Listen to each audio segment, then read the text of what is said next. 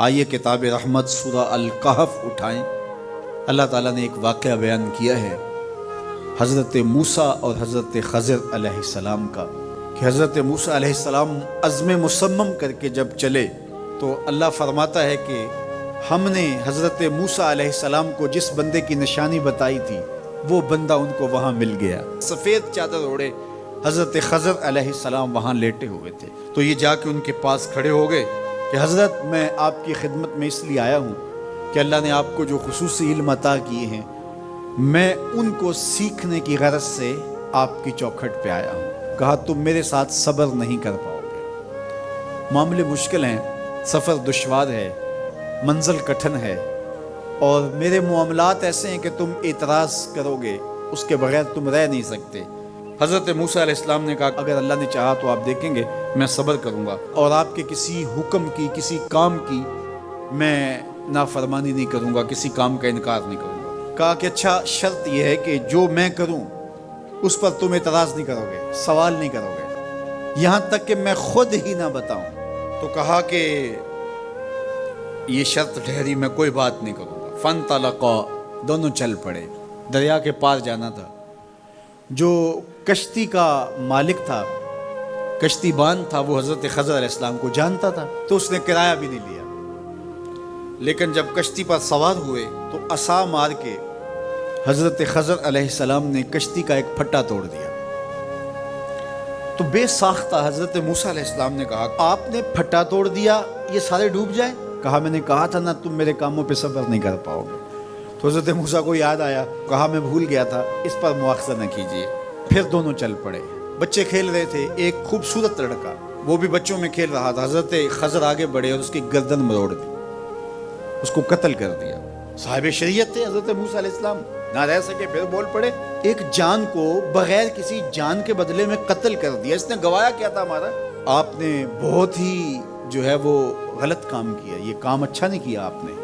کہا میں نے کہا نہیں تھا کہ تم میرے ساتھ صبر نہیں کر پاؤ گے۔ کہا ایک موقع اور دے دیجئے، اب اگر میں نے کوئی اعتراض اٹھایا تو پھر دوبارہ مجھے آپ اپنی صحبت میں نہ رکھیے، عذر تمام ہو جائے گا۔ پھر دونوں چل پڑے، یہاں تک کہ ایک بستی میں دونوں آئے تو آپ نے بستی والوں سے کہا کہ ہم مہمان ہیں، آپ ہماری مہمان نوازی کیجیے، کھانا کھلائیے۔ تو انہوں نے انکار کر دیا، کہا کہ ہم تو آپ کو بلایا نہیں ہے، آپ خود آئے ہیں، آپ اپنے کھانے کا خود انتظام کیجیے۔ گزر رہے تھے گلی سے تو ایک دیوار گرنا چاہ رہی تھی، تو جلدی سے اس دیوار کو مرمت کر دیا۔ کہا حضرت ہم اگر چاہتے تو اس پہ اجر لے سکتے تھے، انہوں نے ہمیں کھانا تک نہیں دیا اور ہم ان کی دیواریں سیدھی کر رہے ہیں۔ کہا اب تمہاری میری جدائی ہو گئی، تم نے یہ بھی اعتراض کر دیا۔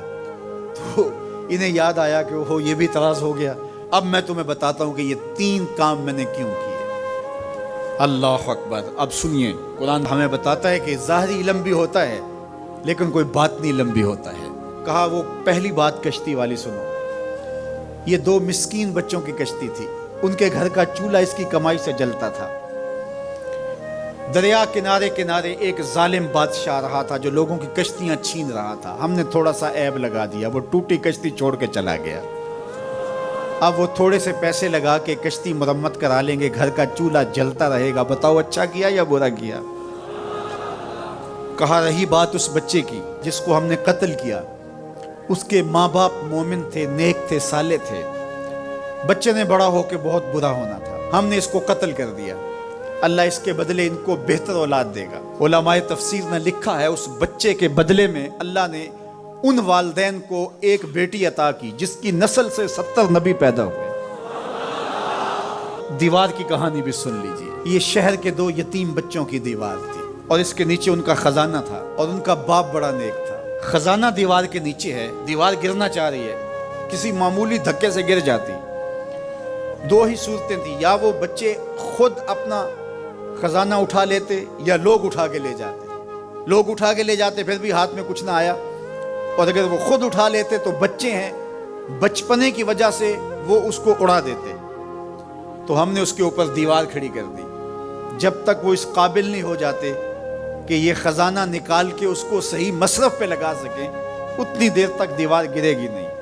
اللہ اکبر۔ وہ کسی وجہ سے دیوار قائم رہے گی، اور جب وہ اس عمر کو پہنچ جائیں گے جس عمر میں وہ اس خزانے کو سنبھال سکیں گے تو پھر دیوار خود بخود گر جائے گی اور یہ خزانہ نکال کر کے اپنے کام پہ لے آئیں گے۔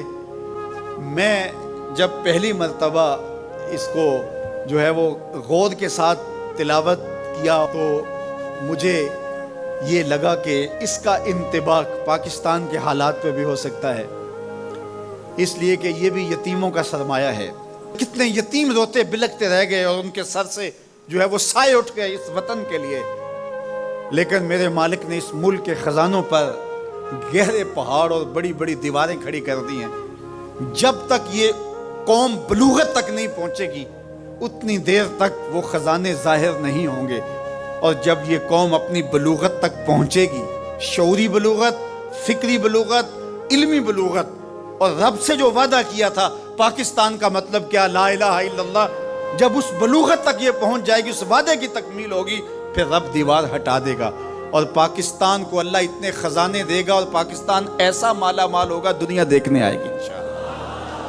اس لیے رب نے دیواریں بنا کے رکھی۔ تمہارا باپ معین الدین چشتی بڑا نیک تھا، تمہارا باپ داتا گنج بخش علی حجویری بڑا نیک تھا، تمہارا باپ حضرت مجدد الف ثانی بڑا نیک تھا، ان کی وجہ سے میں دیواریں کھڑی کر رہا ہوں اور مضبوط حصار لگا رہا ہوں تمہارے خزانوں پر، اور وہ وقت آئے گا جب تم بلوغت کی عمر کو پہنچو گے، دیواریں ہٹ جائے گی اور تمہارا وطن زمانے پہ مہکتے پھول کی طرح اور چمکتے ستاروں کی طرح اور روشن آفتاب کی طرح چمکتا اور مہکتا دکھائی دے گا، اور زمانہ پاکستان دیکھنے آئے گا، پاکستان دنیا کی قیادت کرے گا انشاءاللہ۔ تو کہا یہ تعویل ہے ان باتوں کی جو باتیں میرے رب نے مجھے بتائی، اور یہ میں نے اپنی مرضی سے نہیں کہی، اور جو میں نے کیا اپنی مرضی سے نہیں کیا۔ تو یہ باطنی باتیں ہیں، شاید یہ باطنی باتوں کے جوش میں یہ بات بھی میں کر گیا۔ وہ کیا کسی نے کہا تھا کہ بھری محفل میں ایک راز کی بات کہہ دی، بڑا بے ادب ہوں سزا چاہتا ہوں۔